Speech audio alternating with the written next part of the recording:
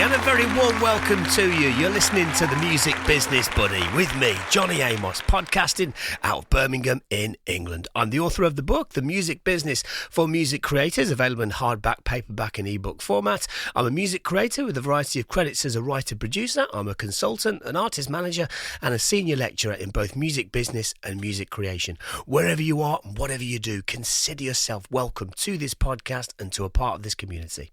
I'm here to try and educate and inspire music creators from all over the world in their quest to achieving their goals by gaining a greater understanding of the business of music. Okay, in this week's episode, I am talking to Erik Reiff, the CCO of the globally successful music agency Black Cat White Cat Music. Now, Black Cat White Cat as an agency have composers based all over the world, and together they create soundtracks for television and for social media advertisements and for brands such as Sony, Coleman, Nike and many more. Now, before his days at Black Cat White Cat, Erik worked as a creative producer, directing and producing music for global brands like Uniqlo, Nissan, Audi. He also won numerous awards, including the Cannes Lions Grand Prix, Clio and Adfest. As a former touring artist, lyricist and producer, he is passionate about lifting up growing artists and giving back to the creative community.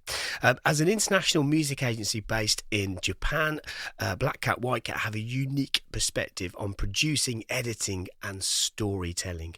Now, one of the things that really grabs you about Erik in this particular interview is how supportive he is to other people. Also, bear in mind that a lot of the stuff that he does is, hugely complex, but actually he has a very simplistic outlook on things. He's very kind, he's warm, he's gentle, he's a joyful and prosperous guy to talk to. I hope you enjoy the interview and enjoy some of the things that he says. He's got some great philosophies and his simplicity is just beautiful and infectious. So I shall play the interview with Erik. Here we go. Erik, welcome to the Music Business Buddy. I really admire your work and it's good to have you here. First and foremost, how are you? I'm good, mate. Thank you very much for having me. Oh, not at all. I'm really, really, really pleased that you're here with me. So let's begin by understanding the discipline and the art form of kind of musical and brand alignment. For anybody that's kind of less familiar with that kind of concept, could you tell me a little bit about the role of like sonic branding and what it means? I think sonic branding comes to play with it, but really, especially when it comes to like the discipline and art form of like musical and brand alignment, what you're talking about really is about what is the storytelling of that brand? And what is the storytelling of that sonic branding that you also want to say? As musicians, like we always come across as like, what is like, especially from like a songwriting perspective, you have let's say, a story arc, or even within symphonies, you have a story arc that also, from how I see it, it also comes across within brands and within commercials or sonic branding.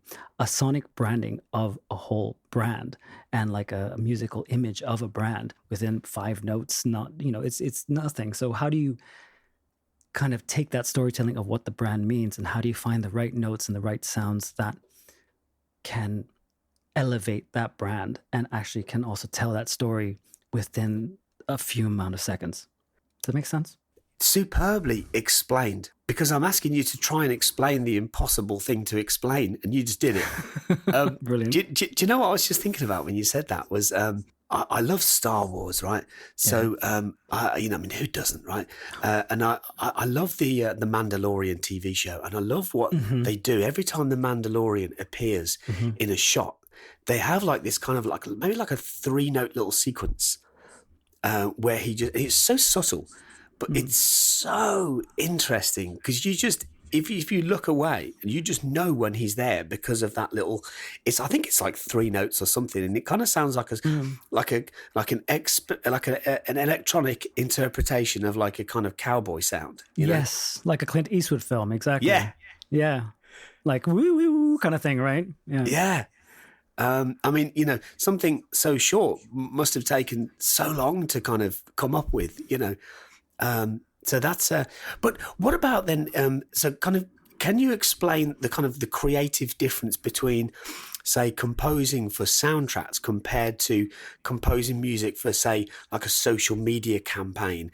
You know, presumably it's the same skills, but you're just kind of fitting it in a different way, right? Yes, exactly what you said. It's more about trying to fit the same puzzle pieces in a different type of puzzle. So going back to that whole storytelling idea, like we always want to tell a story with music. So when you have like a soundtrack, you have a lot more time to develop themes.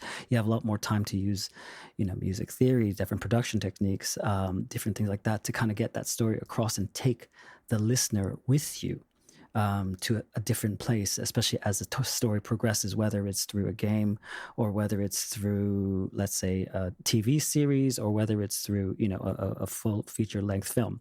And then once it comes to things like social media campaigns, you really only have like the 3-4 seconds that you have to kind of get people, hooked before they swipe left, especially on the YouTube vids or like, even on Instagram, things like that. Like you only have it, like the attention span right now is so short that you would never be able to, I don't think you would ever be able to have a hit like Dark Side of the Moon in this day and age. I don't think people would have the time for that.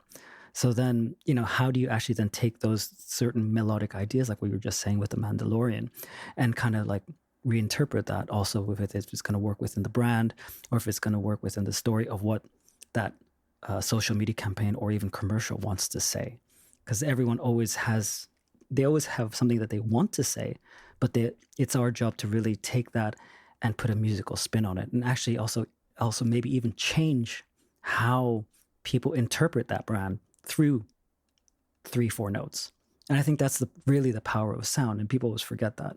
When you're writing for, let's say, if you're writing an album, if you're writing for yourself or anything like that, like it's really about self-expression. Find this right snare sound that really makes you feel a certain way, find the right mix, the mic position, so on and so forth. But when you're especially talking to or working with a lot of people who maybe don't have that musical background, but have definitely a very strong creative input in what they want to hear, then it's also about like translating in a weird way. A friend of mine in Estonia, we were talking about this and how creativity can be very misconstrued in many different ways, because, when you're working on a record, like they say it's a blank canvas and there are no rules. But what we were saying is that it's actually better to have rules, because then without the boundaries, then you can't push the boundaries. And I think that's something that what I love about, I don't know if this is actually pertaining to the question anymore, but it's actually, pushing certain boundaries of what you can do within a social media campaign or within a soundtrack. And how do you, those are the boundaries that are set by whoever is you're working with, so on and so forth. So yeah, I think that's could be a major difference. And it's also just how much of a blank page you have to work with, and how big that page is, and how much you want to paint over it or use things like that. I mean, you were talking about doing bonsai. Can I mention this, by the way? Yeah, of course. Yeah. You were talking about doing bonsai stuff, right? Yeah. So like looking at bonsai trees, and I'm always more interested not in the tree itself, but how do you use the space in between things rather than the actual tree itself. So it also comes to like that comes to music as well. And when it comes to social media campaigns, you don't have enough space within the music because you only have 5-6 seconds to kind of get the attention. But when you have a soundtrack, then you have so much space to work with. And how do you actually use that space to attract the listener or make sure that thematic side of things keeps alive? Absolutely superb explanation. I love it. I love that analogy as well. It must be difficult. What about the sound design of things? Because some people are, okay, so I'll give you an example, right? It's a good friend of mine, very successful music producer, and he has no interest in sound design, right? But he's a kick-ass producer. And I'll say to him, where are these sounds that you're getting from? And he'll be like, they're just presets, and he kind of really downplays it. And I'll say, yeah, but like, you are so fast at selecting sounds. Like, your ability as a kind of sound selector is superb, but your ability as a sound designer is not so high, but that's because you're not interested in it, right? And that's okay, because we're in an age where we can pick patches very easily and work with them. Mm-hmm. Is there like an emphasis? Is there like a pressure on you to have to kind of create unique sounds within things rather than just the music theory? So we know there's like a beautiful link between theory and emotion when it comes to sort of, music theory and stuff. But what about the sound design side? Do you constantly feel under pressure to have to kind of create new sounds?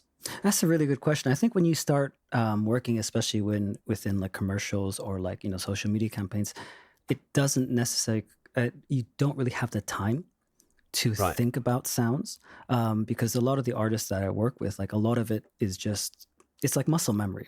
Like which preset to go to, which will work. Like if you go into like a certain preset that this sound will work with this sound and the mix will be faster. And it kind of comes back to that whole music theory thing. But when you're starting to kind of work with soundtracks, especially if it's, let's say we were working on science fiction, kind of sci-fi TV drama here in Japan, that was like, what kind of sounds can we create, or what kind of sounds can we, excuse my French, fuck up, to make it kind of work within that world of where this story takes place. And then that gives us a little bit more creative freedom on what we can do. And also the director was very, very supportive and lovely about that. And he was just like, if you guys feel like a certain sound belongs here, then do that. Is that what you mean by sound design, by the way? Or do you actually mean the sound design of the like people hitting each other kind of sound design? Yeah, it could be Foley or synthesis or creative sampling or whatever it might be. But you've hit on something very interesting there, because like the idea, like you're working in partnership, especially let's say, for example, the soundtrack, and you've got a director that's got a vision and a time scale in mind. And, do you find that there is a lot of leeway, on the music side, or is it more a case of like really honing into somebody's vision and then fitting inside that? Or is it a bit of both? Does it vary? I think it varies a lot. I think depending on every director or everyone you work with, everyone has a different creative process, right? That would be the same with me. That would be the same with yourself as well. Like, how we start, let's say, a song. Do we start with the melody? Do we start with the tempo? Do we start with the chord sequence? Sometimes you start with different things, and it's sometimes you start with the melody, sometimes you start with the tempo. Same thing with the director. It's like, okay, what is their vision? Are they more of a visual person? Are they more of an audio person? Are they more of like someone like who's famous that works really well with James Gunn, for instance? He's very, very well known for kind of finding the music and then working the scene around that track, right? Yeah. And like, how do you find that common denominator, if you will, with each director or the person that you're working with? What is the common language that you can speak, that you can get your point across?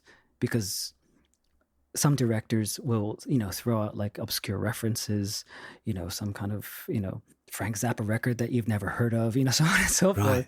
And then you'll have other people who are just like, oh, we kind of like this overall sound is like, and then it's like, how do you then translate that and then start to dig and find what they're actually looking for and be able to communicate that? Yeah, that makes sense. But it's very similar to working with artists too, I think. Right. Because you're even if you're speaking the same musical language, you're still very different people. So it's like, how do you translate when an artist says, I really want a funky beat? It's like, well, my funky beat is very different to your funky, and then like, what is funk to you? Do you know what I mean? And then you start having that conversation and having that understanding with each other. It's like building a relationship and seeing how you can work with each other and what vision, or audio vision or visual vision, that you have together. Yeah, that's a very good point. It's funny that you mentioned James Gunn there, because I'm fascinated by how he will take kind of old songs, songs, recorded music from like the 70s, 80s, and then just kind of by changing the visual to it, you kind of go, how on earth does that 70s disco record fit with a Marvel fight scene? Like, how does that work? But it does. It does. It's the power of music and visuals. Yeah. You can really change so many things, and people forget that. I mean, that's what really has attracted me to what I do now, right?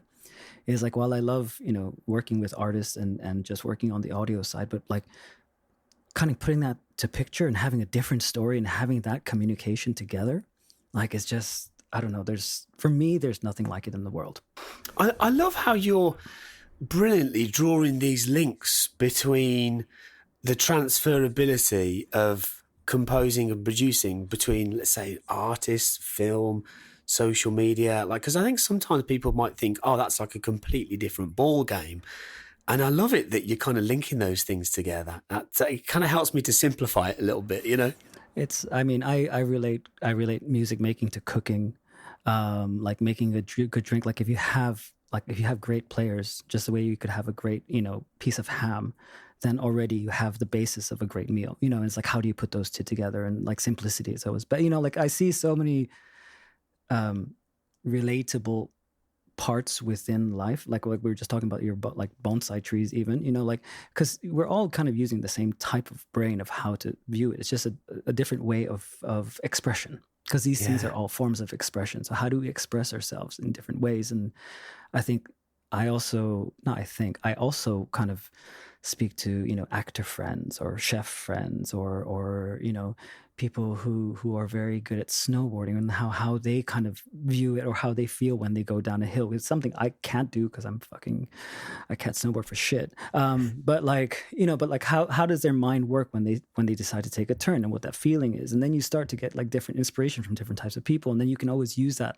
within music, which is something that I can relate to. Do you know what I mean?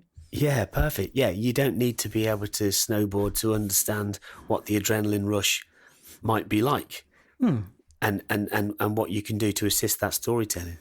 Yeah, because there's always a story to everything. Accountants have great for me. Accountants are creative as fuck, because like there are ways that they can use money that I will never be. Because all I know how to use money is just point the credit card and beep. But like lawyers, like certain lawyers that are very good at what they do, they find certain ways of arguing. That's a very creative way of thinking. Doctors as well. Like there's so many ways to be creative, and it's not just the people who do things. I've never thought of it framed that way before, but yeah, that's very, very true. Composition also kind of lends itself well to music supervision in some people. And your agency kind of obviously covers both areas.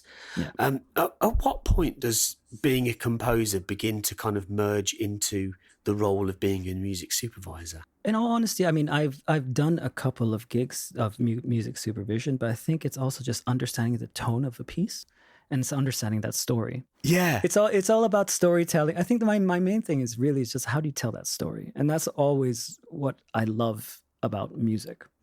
And, and then how I view things is like, what kind of story can we tell? Whether it's sound design, whether it's music supervision, and being a composer and then looking at music supervision, you have a basis also of how to tell a story, or how to create a story. So then you can say, okay, I'm looking for this musical story that works within this scene. I just have to find the right track that works there. But then once you find that track, then the difficult thing about music supervision is, clearing it, and then, getting everything, all the contracts, so on and so forth. And that's a complete other ballgame. Yeah, that's a good point. Yeah, that takes some of the fun out of it, I should imagine. Wow. You can find fun in many things. What a brilliant answer. Yeah. Do you know what? That's the kind of answer that I give to people. Yeah. And I'm glad you said that. Yeah. There's always a reason to smile about no matter what you're doing, isn't there? Yeah. It's not life or death, Oh, yeah. I'd love to ask you about your background, Erik, because you're a former, touring artist, a lyricist, songwriter, producer. What's the transition like from that role into what you're doing now? What did that look like for you? How far back do you want me to go? I guess like to the point where, let's say, for example, you've been kind of busy traveling, touring, and then you kind of think, I want to, because if you're not careful, right, a lot of people can stay on the road, right? And it starts to shape them. And there's a lot of people that kind of go, I can still do a bit of that, but also I want to spend my musical hours doing other things as well, and kind of start to find a different type of balance in their life, for example. And it's different stories for different people.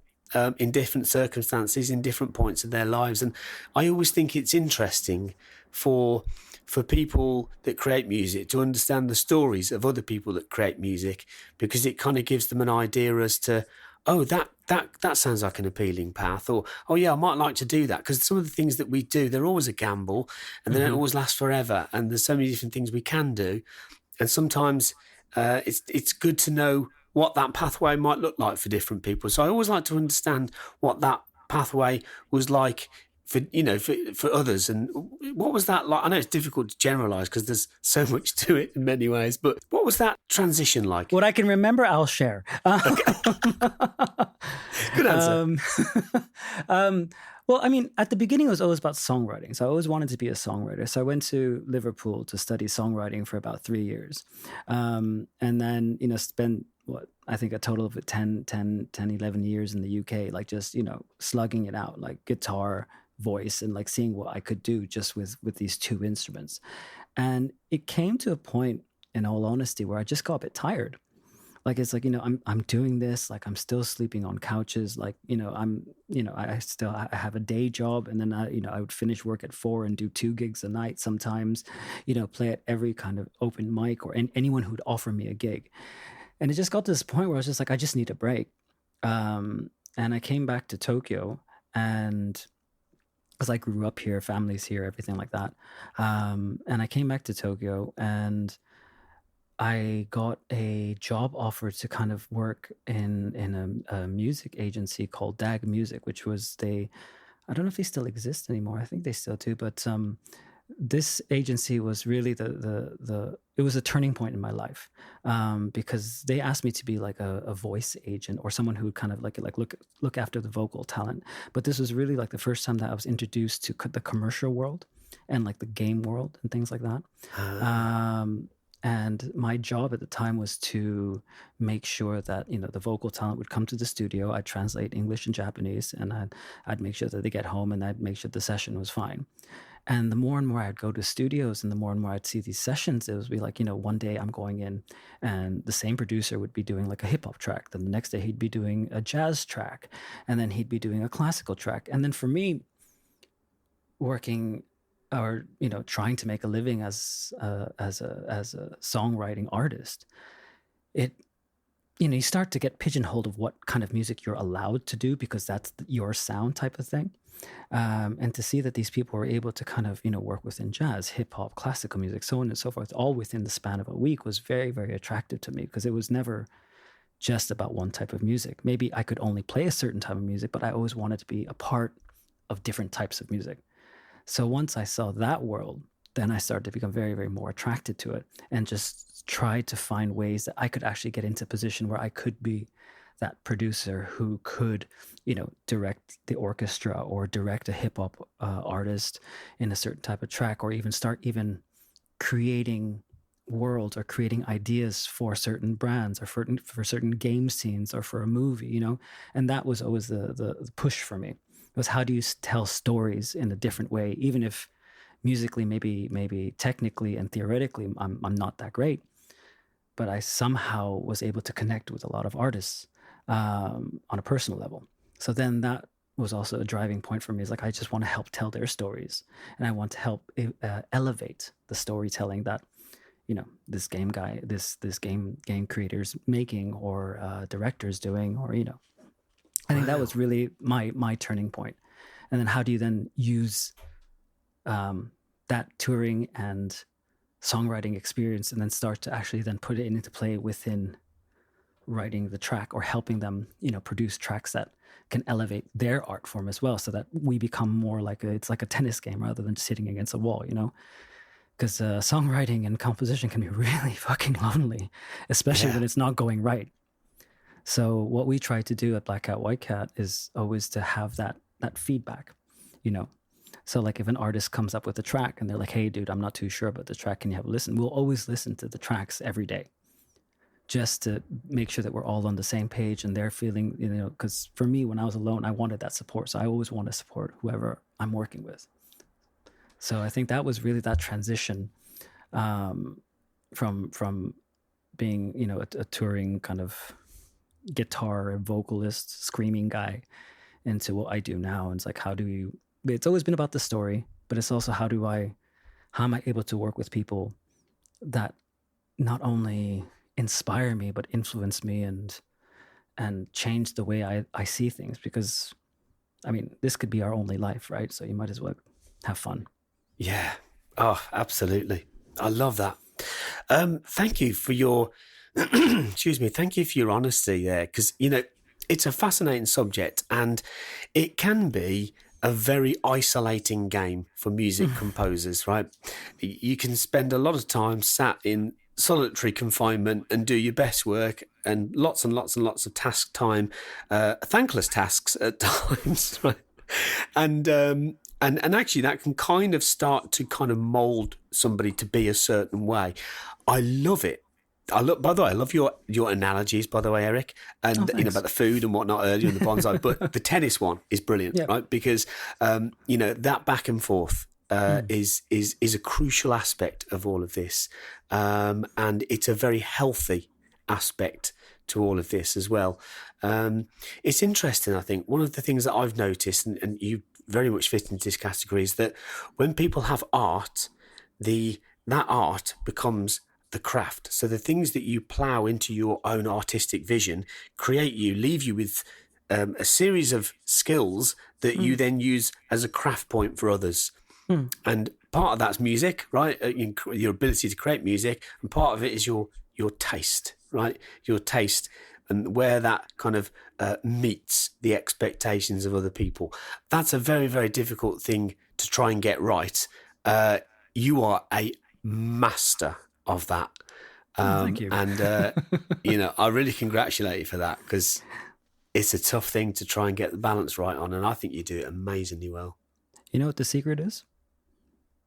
Is to really just get to know the people that you're working with. I think that is such a key thing. People forget how much a conversation can take you. You know, people forget like how much just a drink, or even our little chat before we had this interview, like, you know, we already got a vibe for each other. Like it's these small little things that you start picking up on. And like, you know, it's like, okay, if this person has a certain inflection with the way he would say a certain word, or, you know, listening to your podcast in the past, like, you know, how you'd maybe conjure up a question, like, then you start to kind of get a certain rhythmical aspect to it. And then you start to kind of find certain musical things that you can kind of work with and be like, okay, if that person talks like this, then, you know, if they talk in a certain tone, then maybe that is a better way for them to sing if they want to do a certain sexier voice. Do you know what I mean? Like, there's so many different ways that you can kind of take from just a conversation. And a lot of the artists that I've worked with, like, you know, we get along so well is because we've chatted about their dog, or like, you know, gardening, or like things that you wouldn't necessarily think it relates to music, but it does. Yeah, because it's the person. It's always that person that who creates it, and it's both of you creating something together. So if you don't know that, then that's wonderful. So easy to overlook the importance of that, right? Just that. Let's jump on a call and let's chat it through. You know, it basically solves most problems, doesn't it? Really, it does. I mean, because you're one text message. If you tell me to fuck off on a text message, but if you tell me to fuck off with a laugh, and it means the same thing, you're definitely going to take it the wrong way if it's just a text message, right? Yeah. Like, you know what I mean? Like, I know it's really, really simple and very, very crude in the way I kind of put it, but it's such a simple, easy to understand analogy where these two words can change everything. Yeah. Just with a chat or with a text. Gosh, that's a good example of it, actually. Finally, Eric, I'd love to ask you what tips you could give to emerging composers who wish to kind of create their own presence in the world of music creation. And I was going to ask you about music creation for brands, but let's go a little wider than that, because, you know, it's great. I love it when I meet music creators that go, this is my lane over here. This is what I want to do. I love that, because it helps them to kind of tap into their own ideals. That's where I want to fit. Maybe after that, I'll go and do something else. So if we just think about on a broader terms, like what tips would you give to those that kind of trying to find that their niche and what that might look like in the world of music creation? Oh, mate, just try everything. And I think that's really all it comes down to for me. Well, at least for me, it was like, you know, I'm going to try this. This didn't work. I'm going to try that. That didn't work. This doesn't work. This, you know, and it's a lot of it is trial and error, because when it comes down to it, it's you. that's creating something. So you have to feel comfortable with what you are good with. Like, even if society tells you that, this is a hit right now, this is trending, if that's not you, then why are you going to put the effort and time into it? Like, is it for the money, or is it actually for, what you artistically want to do? And of course, I mean, I've been there, done that, in the sense that, it's like, oh, maybe I'll write these kind of songs because it's the in thing right now, but when it comes down to it, at least for me, it was just like, it didn't work. So I just tried a lot of different types of ideas, and always found a story that I wanted to be in love with. Yeah. Whether that's in short form, long form, working with an artist, working with a sound designer, working with an engineer, watching a chef cook and seeing how the rhythm is and how he cuts a tomato, for instance. Do you know what I mean? Like Wow. There's so many things, and try to be inspired by the world, because it's there to take inspiration from. Oh, what an inspiring answer. Yeah, I love that. No, that makes a lot of sense. I suppose something that builds itself into that is the resilience, right? Not being afraid of failing at something. That's an important component of all of this, I guess. I think we're all going to fail. Everyone fails. And the only way that you're going to learn and get better is by failing. So if anything, when was it? I think, was it a podcast as well? Or like a book that I read that, or maybe it was like a conversation with a friend, but one of these, a couple of years ago, someone was like, you should try celebrating your failures more than celebrating your successes. Yeah. Because of those failures, you can be more successful. And I was just like, dude, that actually makes a lot of sense. Yeah. Like celebrate the fact that I fucked up. And it's okay to fuck up. We will all fuck up. It's how do you then stand up and keep on going and keep on going? And that would be the same with music. I mean, life is pretty much, everyone's throwing shit at you anyways. So like, how do you just keep on going, And how do you find that, make sure that music, if music is what you really want to do, then you'll find a way to do it. Yeah. Yeah. I was close to not doing that. I was close to, doing another job for something. So, Erik, that's the perfect note to end on. I can't thank you enough for your time, for your energy, your wisdom, your input. I really appreciate you. Thank you. No, it was an absolute pleasure. It was my pleasure. What a top dude. Do you know, I love it when people can actually sort of simplify with love and understanding, right? It's quite a hard thing to do, especially in such a complex business as music, right? But Erik's a fine example of somebody that just looks at things beautifully, right? Just doesn't get too caught up in things, doesn't take himself too seriously, takes his work seriously, I'm sure, but doesn't take himself too seriously. And he's just a great guy to talk to. When you look at some of the music that he's done, have a listen to it. You can go on their website, by the way. If you just put in Google Black Cat, White Cat music, you'll find their website and you can listen to some of the things that they've done. If you want to get into this and you want to kind of go, hey, do you know what, that's something I might do, then it is a great pathway, right? But have a look at what they've done, some of the ways, some of the idents and the music that have been put towards big car brands or watches or anything else that they have done musically. It's fascinating, it really is. It's amazing. Anyway, that's enough from me today. A big thanks to Erik for coming onto the show today. I hope you enjoyed that, everybody. Until next time, have a great day and may the force be with you. The music